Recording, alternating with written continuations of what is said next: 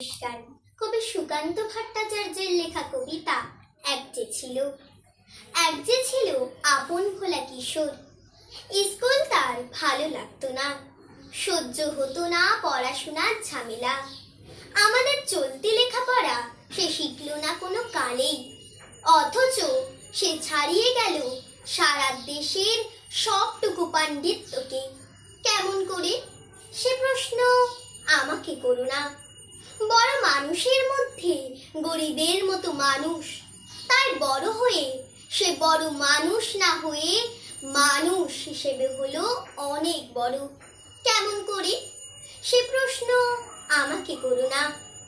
গান সাধার বাধা আইন সে মানেনি, অথচ স্বর্গের বাগান থেকে সে চুরি করে আনলো তোমার আমার গান।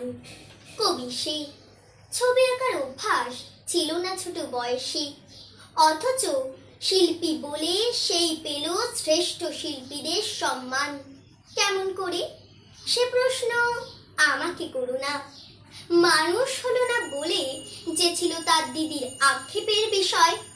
অনেক দিন অনেক বিদ্রুপ যাকে করেছে আহত, সেই একদিন চমক লাগিয়ে করল দিগ্বিজয়। কেউ তাকে বলল বিশ্বকবি, কেউ বা কবি গুরু। উত্তর দক্ষিণ পূর্ব পশ্চিম চারদিক করল প্রণাম। তাই পৃথিবী আজ অবাক হয়ে তাকিয়ে বলছে, কেমন করে, সে প্রশ্ন আমাকে করো না।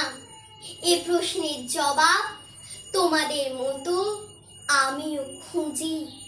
নমস্কার।